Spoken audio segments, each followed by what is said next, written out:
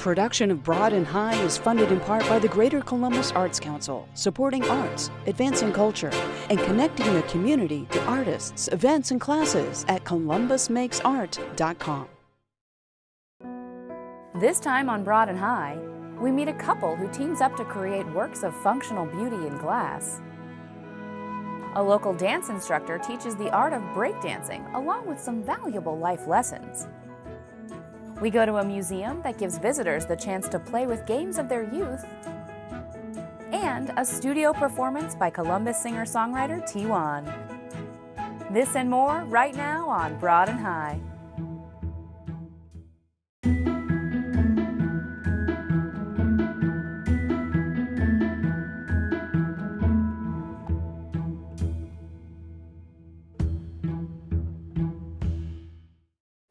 Welcome to Broad and High. I'm your host, Kate Quickle. In our first story, we learn how glass blowing is a team sport. We meet Krista and Gwen, who converted an old Standard Oil service station in Delaware, Ohio, into their studio and gallery space. I get to play with lava on an almost daily basis, and that's my job.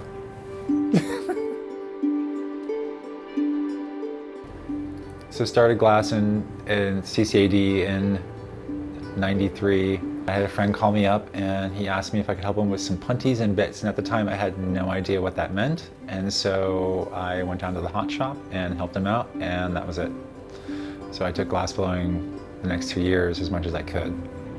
I had to drop out in '94, worked in a tattoo and piercing studio for 6 years. That's when I met Gwen, and then with her support and encouragement, started getting back into glass again. Shortly after that, our son was born, so when it came down to it, it was easier for her to go back to work because it was much more stable, and so then I was a stay-at-home parent. We talked about opening the shop probably for as long as we've been married, which is over 20 years. So we just decided to open up the shop, and in the shop I do most of the business stuff. I do all the marketing, the website, the sales, all of those things. And then I also assist in the glass blowing, so I'm kind of at an apprentice level. Glass blowing is a team sport. If you want to make more complex things, you have to have other people. That's just really all there is to it. And stop, please. Beautiful, thank you. You can do things by yourself. It is more limiting, just because you don't have enough hands or enough heat, or there are a multitude of factors that come into that. But I mean, when you do stuff by yourself, it has a tendency to be more simplistic. As soon as something gets into 2 gallons or more, it can get a little unwieldy for me. And plus also, since transitioning, I'm not as strong as I used to be, so the things I was able to do before, I can't do anymore.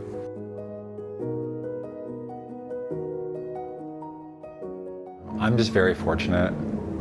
I have a lot of support and a lot of people around me that help make this happen. It's kind of strange being in Delaware and sort of being isolated and being trans and being in glass. There's not a whole lot of us that are like that. So there are some non-binary folks and there's some trans folks, and then we'll see how things play out in the future.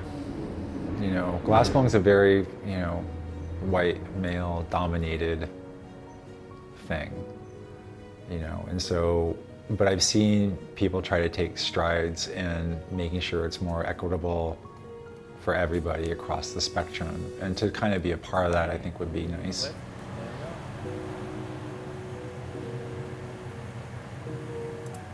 Glass is a really immediate process, and that's one of the reasons why I love it. You can make something, and when you put it away in the annealer, you're done for the day.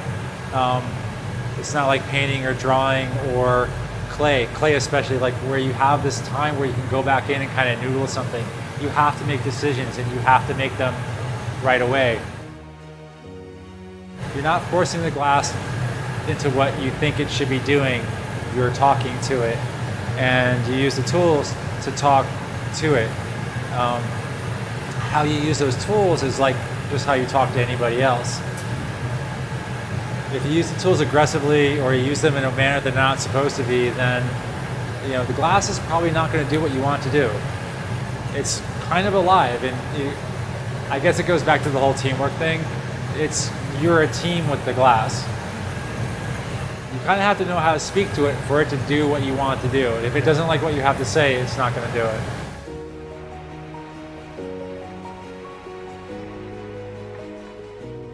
It used to be a Standard Oil service station. It was built in late 1930s. I really enjoy taking buildings and putting them back into their original look as much as I can. So when I saw the space, all I could see was just what it could be. We're in the gallery space now, and we're hoping to have a gallery for emerging artists, glassblowing students from CCAD or OSU or some of the other local places. It's always interesting to see which people respond to what things. Some people walk in and they will immediately head for all of the red glass. Or other people will walk in and they'll immediately look at the perfume bottles. And those will remind somebody of their grandmother's perfume bottle collection. And it's nice to see that little personal connection. And then when they buy a piece of glass and they take it home, that's a piece of glass that they're going to have for many years. And some of them, they'll even pass that piece down to their children. So it's nice having a little piece of pretty, beautiful things that can go into the next generation.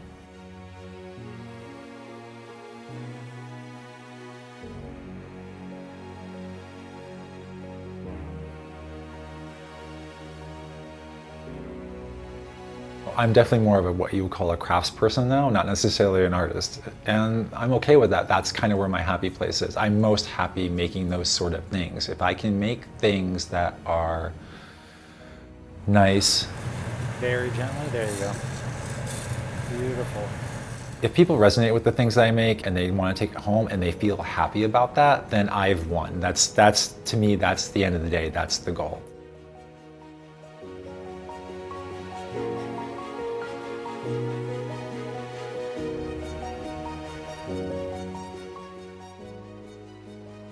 If you would like to see more of their creations, check out seventhcircleglass.com.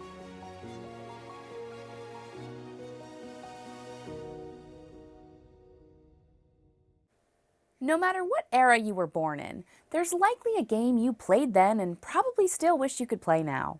If you're picturing pinball machines or arcade games, the Replay Amusement Museum in Tarpon Springs, Florida is the place for you. Next, we take a behind-the-scenes look at the art and technology behind these amusements.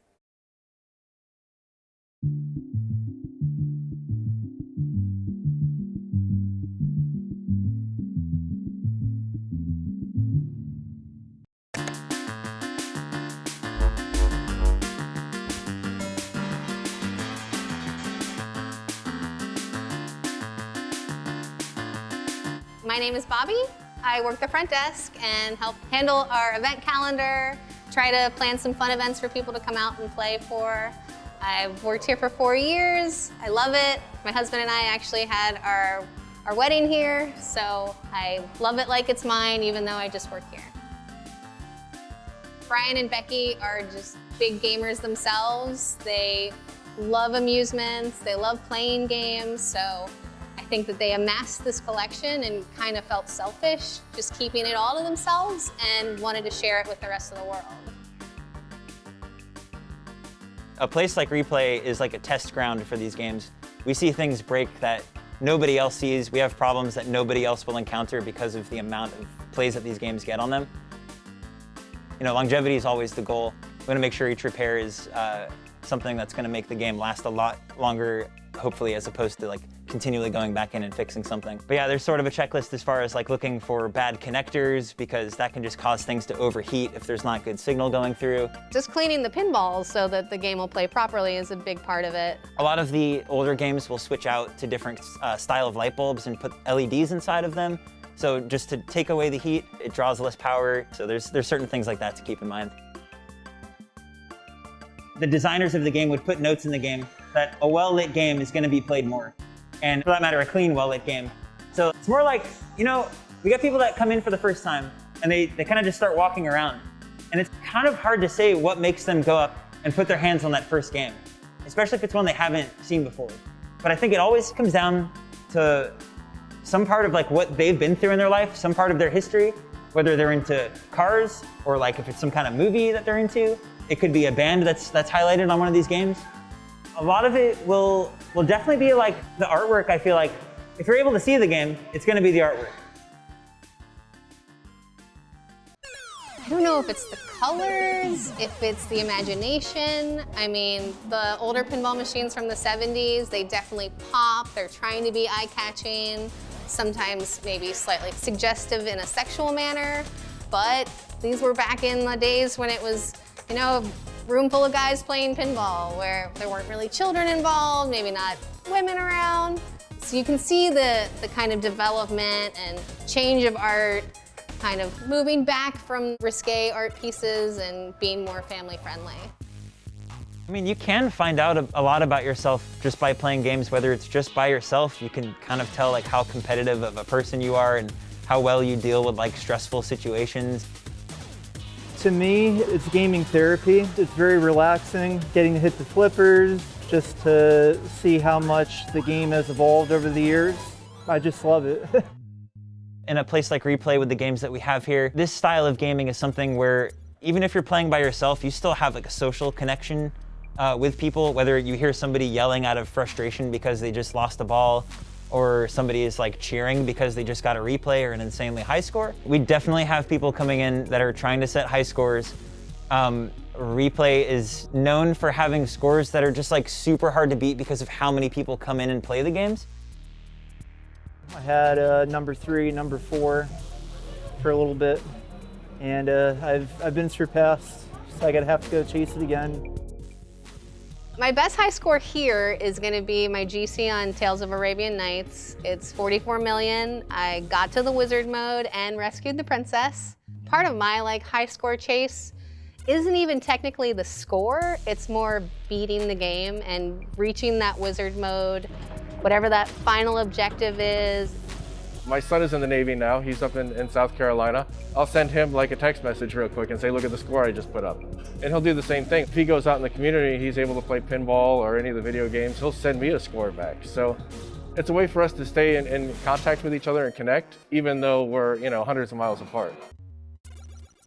Seeing the generations actually come together, enjoy and love these games is why I do what I do. I know we're doing the right thing. I know we're here for the right reasons, and we are sharing all this fun with generations to come, because we need the younger kids to be interested in this. If there's any history or future for arcades, we gotta get kids playing. We gotta get kids playing pinball. We gotta get kids playing the retro games, because someone's gotta be interested once we're gone.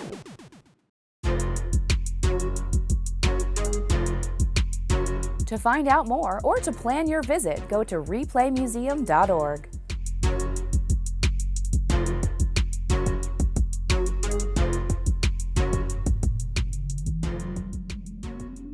Columbus native James Alexander teaches much more than poppin' and lockin'.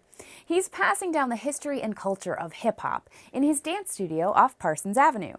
And his students aren't just learning the ins and outs of breakdancing, they're also learning valuable life lessons. Let's check it out. Music is not meant to be heard, it is meant to be felt, right? So let's go ahead and get warmed up. I didn't know I was going to be a dancer growing up. I wanted to be an elementary school teacher, and this ended up being what I'm doing, so it's like killing two birds with one stone. Ready, go. Side, side, side, side. My name's James Alexander. I'm the owner of Flavored Flow Studio. So here at Flavored Flow, my main focus is to introduce the dance and pass it down correctly in the culture of hip hop.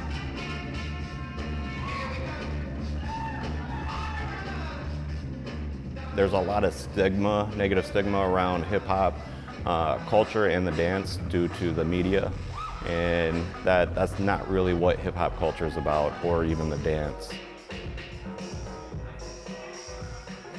In hip hop culture, we have three main dances to the culture. There's breaking, which is the original style of hip hop culture. Then there was popping, which is the West Coast, came from Fresno, California, and Northern California. And then we have locking, which came from Los Angeles, California. All right, ready? Here, I teach breaking and popping. 5, 6, 7, 8. Start doing a little turn. Popping is more known, a lot of people, because of the media, have called it popping and locking, Nice, or pop and lock, which is actually two different 3, dances. 4, 2, With 1. popping, in the 70s, it was just a muscle isolation. It was just a quick hit of the muscle. Now, a lot of people look at it as the robot, the waves, the muscle isolations, different things like that. I've been dancing for this will be my 7th year dancing. I came to Columbus in June. I found this place in August, and it's been wonderful. It's probably been my favorite dance studio to learn and practice from. Here it's kind of more relaxed. It's more about the art than anything else. That's kind of what I found out unique here. It's like visual poetry. I mean, a song comes on, you hear the beat, your body starts bouncing, and you're like, and just like get to it. It's just exciting.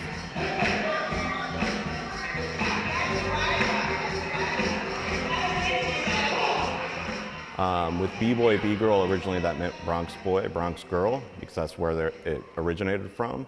And then it moved out of the Bronx and they started calling it breakin' or break boy, break girl. And the term originally means to break out and dance. When the media picked it up in 1982, they started calling it break dancing because we dance to the break of the music. Coincidentally, that's what we do dance to. So breaking, the original style of hip hop, started in the late 60s in the Bronx. When it started, it was only dancing on your feet. When California started picking it up, they really started putting in the power moves. And now it's almost a must that you mix all these together. There are 4 main parts to the dance. There's top rock, which is like dancing on your feet. That's your introduction. And then when you get down to the ground, you got your footwork, which is dancing on your hands and feet. Go back down to where you're at. Tap. Go back to squat. 5, 6, 7, 8, and go. Freezes, of course, just stop in motion, and power moves, the power moves are what breaking is known for. The windmills, the head spins, stuff on your hands. And I think this is where a lot of the misconceptions of breaking came from, is that it's freestyle, which it is, but I think a lot of people think freestyle is doing whatever you want, however you want. And what actually, with breaking and popping and all this stuff, freestyle is freestyling with the moves given. My name is Lucy and my big girl name is Misfit, and I've been dancing for 2 years.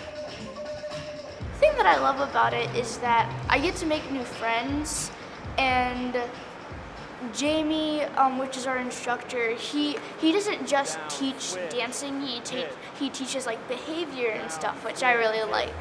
Another thing that I really like about going to these classes and stuff is that it's not all choreographed, where he teaches you these moves and then you can mix them up and make them into something else. Flavored flow is all about having flavor in your flow, and flow is just about how you put your dance together and what you choose to.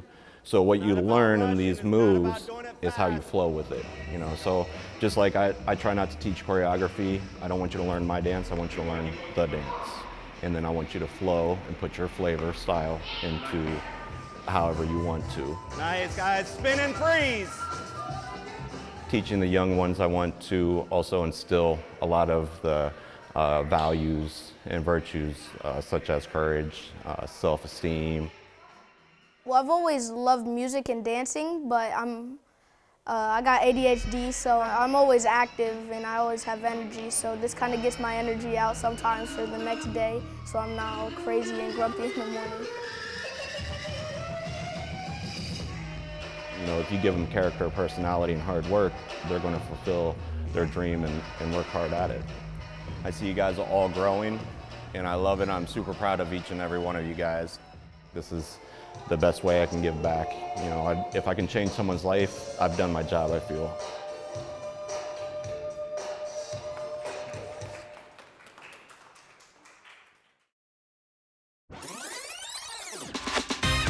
Check out classes at Columbus's first hip-hop cultural-based dance studio at flavoredflowstudio.com or find them on social media. Next, another installment of our local music series with Columbus singer-songwriter T1. Here he is performing the title track off his 2017 album, The Upside Down, and it will be no surprise that he's a big fan of the Netflix hit Stranger Things.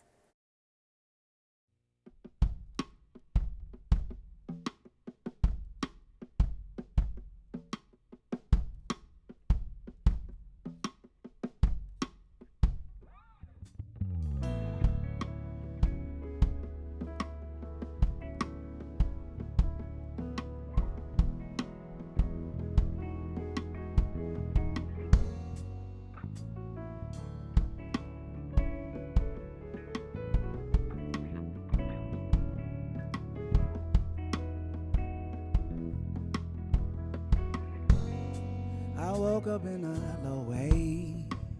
I could feel it up my blades, but I got up anyway and figured I'd go all the way. I felt a heaviness in my chest. Suffocation tried its best, but I breathe. But I breathe. Na na na na na na. And it's the morning after. It's the morning after. It's the morning after. Still do. And it's the morning after.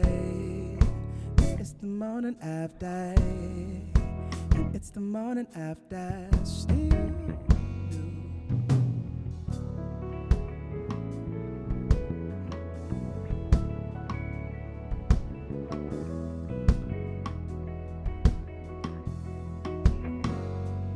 Walking in a slow days, slightly blinded every way, but moving each step. You ain't gotta tell me, baby. Yeah, yeah, yeah, yeah, yeah, yeah, yeah. Rolling back in, and man, I'm back in, 'cause it's a new day with a new way, yeah. And it's the morning after. And it's the morning after. And it's the morning after. Still new, yeah. And it's the morning after. And it's the morning after. And it's the morning after. Still new, yeah. And it's the morning after. And it's the morning after. Woo. The morning after, still new. And it's the morning after. And it's the morning after. And it's the morning after, still ain't new.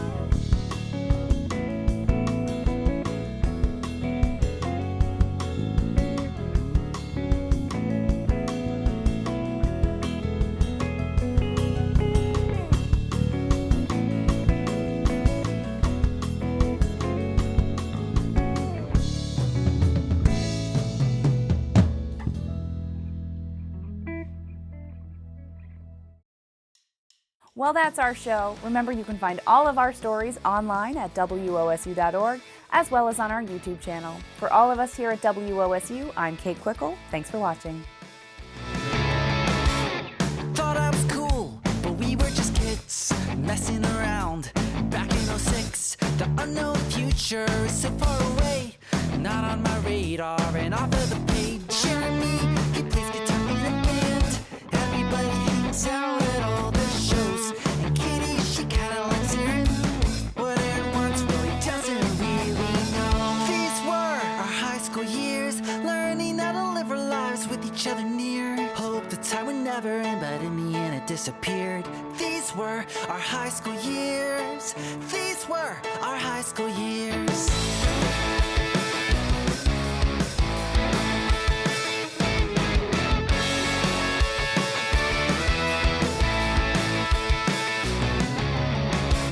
Summers rule, but here comes fall. Production of Broad and High is funded in part by the Greater Columbus Arts Council, supporting arts, advancing culture, and connecting the community to artists, events, and classes at columbusmakesart.com.